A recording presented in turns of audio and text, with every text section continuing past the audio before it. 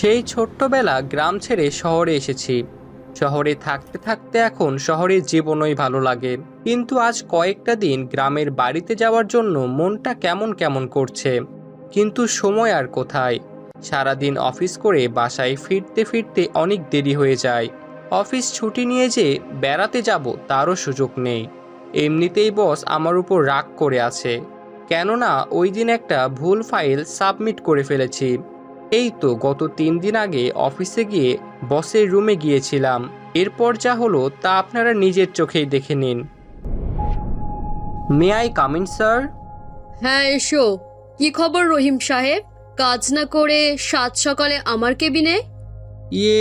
মানে বস, আপনার সাথে কিছু কথা বলার ছিল। কথা? কিসের কথা?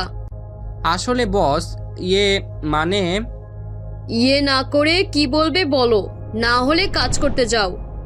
না বস, আসলে আমার 2-3 দিন ছুটির প্রয়োজন। ছুটি?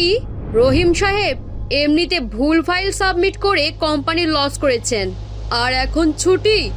আর আপনি নতুন ফাইলের কাজ কি শেষ করেছেন? আসলে বস, আজকে এটা শেষ করে সাবমিট করব।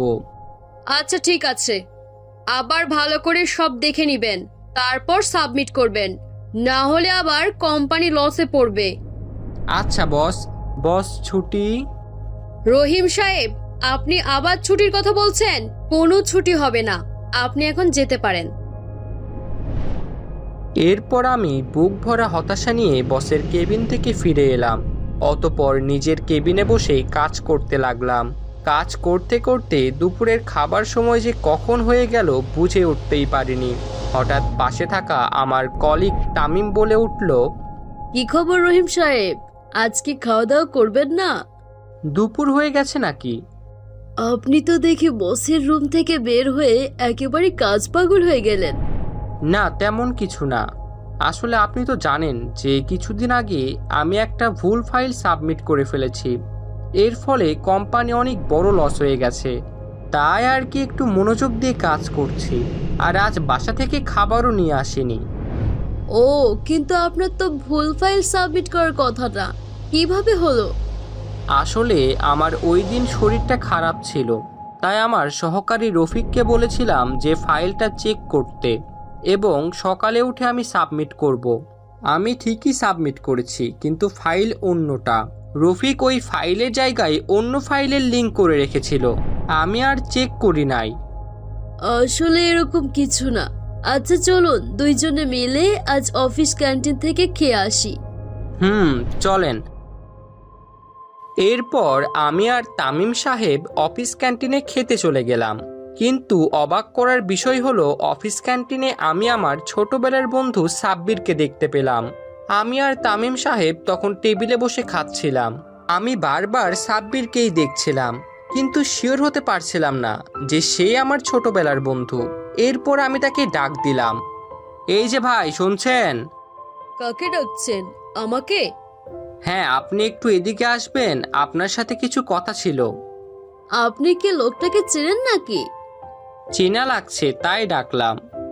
ও আচ্ছা, তাহলে আপনি কথা বলুন, আমি অফিসে যাচ্ছি।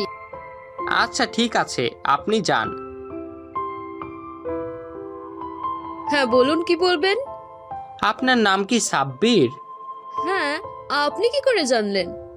আচ্ছা, আপনি কি ভুতুরে গ্রাম থেকে আসছেন? হ্যাঁ, কিন্তু আমাদের গ্রামে তো এই নামে আমাকে কেউ জানে না, শুধু আমরা 2-3 জন বন্ধু মিলে এই নাম দিয়েছিলাম। আরে তুই আমাকে চিনলি না? আমি রহিম। আরে রহিম, কেমন আছিস? এই তো আলহামদুলিল্লাহ ভালো। তো তুই হঠাৎ এখানে? আমার তো এই অফিসে সহকারী হেড হিসেবে চাকরি হয়েছে। কি বলিস, তাহলে তুই আমার বস? আরে কিসের বস, আমার বন্ধু।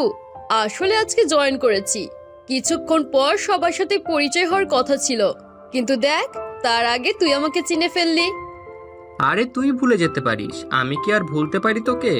দুইজনে ছোটবেলায় কত সময় কাটিয়েছি। হ্যাঁ, আচ্ছা, তাহলে অফিস ছুটি হলে কথা হবে। হ্যাঁ।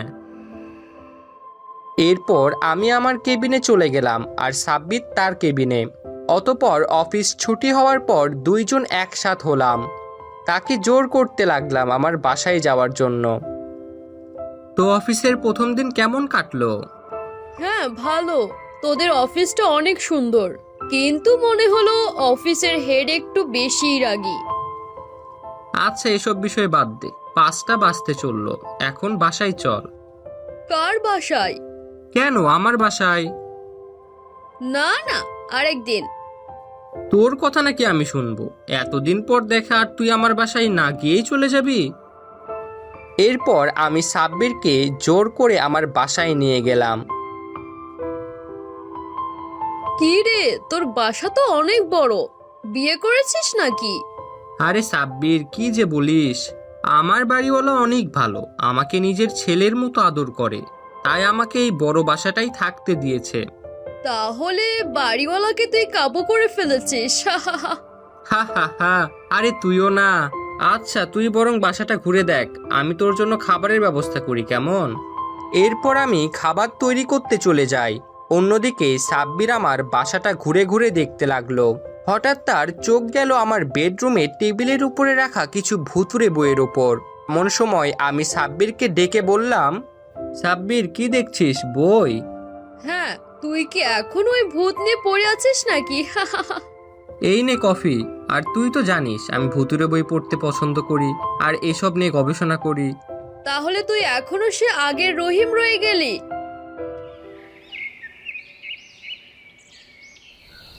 এরপর বিকাল গড়িয়ে সন্ধ্যা হয়ে গেল। আমার বাসাটা সন্ধ্যা হলে একটু বেশি নির্জন হয়ে পড়ে, আর যদি কারেন্ট চলে যায় তো আরো নির্জন। আমি আর সাব্বির বসে বসে গল্প করছিলাম। এমন সময় সাব্বির আমাকে বলল, তোর মনে আছে ওই যে গ্রামের শেষ মাথায় জঙ্গলের পাশের পোড়াবাড়ির কথা? হ্যাঁ, মনে আছে। ছোটবেলায় তুই আর আমি কতবার না বাড়ির ভিতরে ঢোকার চেষ্টা করেছি, কিন্তু ওই যে দারোয়ান কাকুর জন্য পারলাম কই। দারোয়ান কাকু নাকি মারা গেছে। কিভাবে? এটা তো বলতে পারবো না, শুনেছি একদিন উনি কি এক কারণে পোড়া বাড়ি ছেড়ে মেয়ের জামাইয়ের বাড়িতে গিয়েছিলেন। পরের দিন পোড়া বাড়িতে ফিরে এলে রাতে তিনি মারা যান। আমার ছোটবেলাতেই মনে হয়েছিল এখানে কিছু আছে। হ্যাঁ, ওই যে দেখছিস একটা বট গাছ। একদিন আমি এবং বাড়িওয়ালা আমার রুমে বসে গল্প করছিলাম, হঠাৎ ওই বট গাছের দিকে চোখ পড়ল। এরপর দেখতে পেলাম সাদা কাপড় পরা একটা ভূত ওই গাছের চারপাশে ঘুরছে। বাড়িওয়ালা তা দেখে ভয়ে কাঁপছিল। আমি বাড়িওয়ালাকে নির্ভয় দিলাম। এরপর হঠাৎ ভূতটি কোথায় চলে গেল। এরপর থেকে রাত্রিবেলা বাড়িওয়ালা আমার বেডরুমে আসে না। ওরে বাবারে, তুই যেখানে যাস সেখানে শুধু ভূত। তুই সাবধানে থাকিস, না হলে তোকে ভূতে ধরবে। ভূতে ধরলে তুই আছিস না, তোর থেকে বড় ভূত আছে নাকি? এরপর আমরা ঘুমিয়ে গেলাম। পরের দিন সকালবেলা দুজনে অফিসে চলে গেলাম। এরপর আমি অফিসে কাজ করতে লাগলাম। হঠাৎ গ্রামের কথা মনে উঠল, তাই মন খারাপ করে কিছু সময় বসে রইলাম। আজ অফিসে আমার কলিগ তামিম আসে নাই, তাই ভালো লাগছে না। এমন সময় হঠাৎ করে আমাদের অফিসের পিয়ন এসে বলল আমাকে সাব্বির ডেকেছে। স্যার, আপনাকে আমাদের নতুন সহকারী হেড অফিসার ডাকছেন। আচ্ছা, তুমি যাও, আমি আসছি। এরপর আমি সাব্বিরের কেবিনে গেলাম। May I come in, sir? আরে রহিম, তুই আমার কেবিনে আসবি, এখানে অনুমতি কি আছে? আর যেন কখনো এমন না হয়। আরে কি বলিস তুই? আমার বন্ধু হলেও তুই আমার স্যার। আমি সাধারণ একজন কর্মচারী আর তুই হলি হেড অফিসার। এবার কিন্তু বাড়াবাড়ি হয়ে যাচ্ছে বলে দিলাম। আচ্ছা ঠিক আছে, এখন কেন ডাকছিস বল, কোনো কি নতুন কাজ এসেছে? না, আমি ওয়াশরুম থেকে আসার সময় দেখলাম তুই উদাস হয়ে বসে আছিস। কিছু কি হয়েছে? না, তেমন কিছু না। আরে তুই যতই বলিস কিছু হয়নি, তুই ভুলে যাস না আমি তোর ছোটবেলার বন্ধু, আমি সব বুঝতে পারি। এখন কি হয়েছে?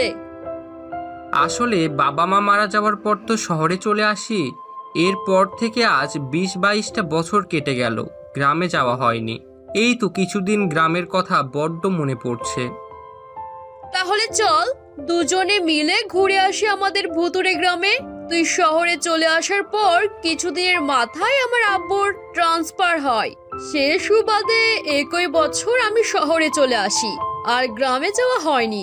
আমারও গ্রামের কথা মনে পড়ছিল। কিন্তু আমার তো ছুটি নেই। ওই দিন বসকে বলেছিলাম ছুটি দেওয়ার জন্য, কিন্তু তিনি রেগে গিয়ে আমাকে কেবিন থেকে বের করে দিলেন। আরে আমরা কালকে গ্রামে যাচ্ছি, তুই ব্যাগপত্র গুছিয়ে রাখ। কিন্তু ছুটি? তুই ভুলে যাস না আমি এই অফিসের সহকারী হেড অফিসার, তো তোকে ছুটি নেওয়ার চিন্তা করতে হবে না। এখন তুই বাসায় যা। এরপর আমি বাসায় চলে গেলাম। ওই দিন ব্যাগপত্র গুছিয়ে রেখে দিলাম এবং পরের দিন আমি এবং সাব্বির আমাদের গ্রামের দিকে রওনা হলাম। তাহলে রহিম, অনেক বছর পর আমরা আমাদের ভুতুড়ে গ্রামে যাচ্ছি। আচ্ছা, তুই এর নামটা কোথায় পেলি? জানি না, ঠিক এখন মনে পড়ছে না, কিন্তু অনেক দিন পর সে পুরনো গ্রামে যাচ্ছি।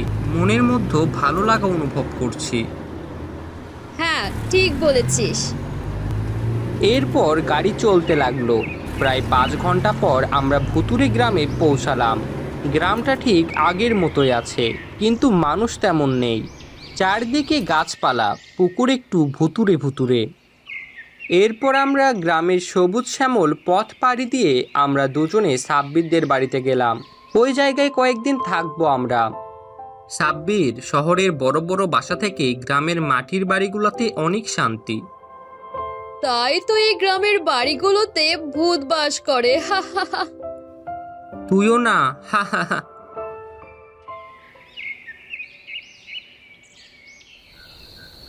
অনেক বছর সাব্বিরদের বাড়িতে তালা ঝুলে থাকার কারণে পুরো বাড়ি কেমন ভুতুরে ভুতুরে হয়ে গেছে। বাড়ির ভিতরে মাকড়সার জাল, বিভিন্ন রকম প্রাণীও বসবাস করতে লেগেছে। তোদের বাড়ি তো মনে হয় পোকামাকড়ের বাসা হয়ে গেছে।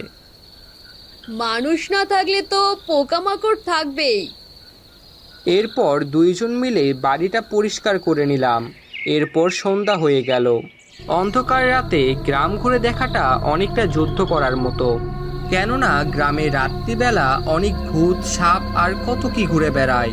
আমাদের যেহেতু 2 দিন থেকেই শহরে ফিরে যেতে হবে, তাই আমরা দুইজন রাত্রিবেলায় ঘুরতে বের হলাম। চারদিকে অন্ধকার, আমরা দুইজন হাঁটছি। আমরা হাঁটতে হাঁটতে জঙ্গল পুকুর পাড়ের আম গাছের তলায় এলাম। এক সময় আমরা ওই জায়গায় বসে বসে আম খেতাম। দেখ, আম গাছটা এখনো আছে। কিন্তু আমরা তো এখন বসতে পারি না। কোথাও কেউ নেই, আমরা বরং এই পুকুর পাড়ে কিছু সময় বসি। হ্যাঁ, বসে বসে আমরা গল্প করতে লাগলাম। হঠাৎ পুকুরের ঠিক মধ্যখানে সাদা কিছু একটা আমাদের দিকে আসতে লাগলো। সাব্বির, এই দেখ, কিছু একটা এইদিকে আসছে, চল দৌড়া। ওরে আল্লাহ রে, এই ভুতুড়ে গ্রামে ভুতুড়ে রয়ে গেল। এরপর আমরা দৌড়ে পোড়াবাড়ির দিকে চলে গেলাম। পোড়াবাড়ির কাছাকাছি যেতে সাব্বির বলতে লাগলো, চল বাড়ি ফিরে যাই, যদি আমাদের কিছু হয়ে যায়। আরে আমরা তো কাল সন্ধ্যা নাগাদ শহরে চলে যাব, এখন যদি ঘুরে না দেখি কখন দেখব। হঠাৎ একজন লোককে দেখতে পেলাম। লোকটা দেখতে অদ্ভুত রকম। লোকটা আমাদের দেখে আমাদের দিকে এগিয়ে আসলেন। এই দেখ, একটি লোক আমাদের দিকে এগিয়ে আসছে। মনে হয় কোনো বিপদে পড়েছে, তাই সাহায্যের জন্য আসছে। আপনারা এই অন্ধকারে কোথায় যাচ্ছেন? না, আসলে আমরা একটু গ্রাম ঘুরে দেখছিলাম। হা হা হা হা, এই অন্ধকারে আপনারা গ্রাম ঘুরছেন? হ্যাঁ, আপনার কি সমস্যা? আমার কোনো সমস্যা নেই, কিন্তু আর সামনে যাবেন না। হা হা হা হা। এই কথা বলে লোকটা চলে গেল। লোকটাকে আমার সুবিধার মনে হলো না। আমার মনে হয় আমাদের বাড়ি ফিরে যাওয়াই বুদ্ধিমানের কাজ। আমি সাব্বিরের কথায় কান দিলাম না, কারণ আমার গ্রামে আসার একমাত্র কারণ হলো এই বাড়ির রহস্য জানা। কেননা এই বাড়ির রহস্য জানতে পারলে এই বাড়ির উপর একটি বই লিখব। অতপর আমি পোড়াবাড়ির সামনে পৌঁছালাম। বাড়িটি এখন আগের থেকেও ভয়ঙ্কর হয়ে গেছে। বাড়িতে প্রবেশ করতেই পুরা বাড়িটা কেমন কেঁপে উঠল, যা দেখে সাব্বির আমাকে বলতে লাগলো, তাহলে তুই এই বাড়িতে আসার জন্য গ্রামে আসতে চেয়েছিলি? তোর ওই বইগুলোতে কি এই মিশনের কথাই ছিল? হ্যাঁ, আমি এই বাড়ির রহস্যের উপর বই লিখব। এরপর আমি ওই পোড়া বাড়িতে প্রবেশ করা মাত্র বাড়িটা কাঁপতে লাগলো, মনে হচ্ছিল এখনই ভেঙে যাবে। তখন আমার ভয় লাগতে শুরু করলো। এরপর হঠাৎ করে বাড়ির লাইটগুলো সব জ্বলে উঠল, দেখে আমার ভয় করতে লাগলো। এরপর বাড়ির উপর থেকে এক ভয়ঙ্কর নারী হেঁটে আসলো। এটি কোনো সাধারণ মানুষ ছিল না, এটা রাক্ষসী ছিল। কার এত বড় সাহস আমার বাড়িতে প্রবেশ করার? এই বাড়ি আমার। এই রহিম, তোর কারণে অকালে প্রাণ হারাতে হবে আমার। ভয় নেই, তুই শান্ত হ। এরপর আমি রাক্ষসীর সাথে কথা বলতে লাগলাম। আমরা তোমার কোনো ক্ষতি করতে আসিনি, শুধু বাড়িটির রহস্য জানতে এসেছি। তুমি যদি বলো রাত্রিবেলা এখানে কিসের আওয়াজ হয়, তাহলে আমরা চলে যাব। রাক্ষসী ভালো ছিল এবং আমাদের এই আওয়াজ সম্পর্কে বলল, এখানে আমরা আমাদের কিছু বন্ধুদের নিয়ে আনন্দ উল্লাস করি, এটার আওয়াজ হয়। তোমরা দেখতে পাচ্ছ না বাড়িটি কত সুন্দর করে সাজানো? এখন তোমরা যেতে পারো। আচ্ছা ঠিক আছে। এরপর আমরা বেরিয়ে আসতে যাব, ঠিক তখনই আমি লক্ষ্য করলাম রাক্ষসীর মুখে রক্ত লেগে আছে। তখন বুঝতে পারলাম তারা এখানে রাত্রিবেলা মানুষ মেরে তাদের রক্ত খেয়ে মজা করে। কিন্তু আমাদের কেন না মেরে এখান থেকে যেতে দিল, তা এখনো আমার কাছে রহস্য রয়ে গেল।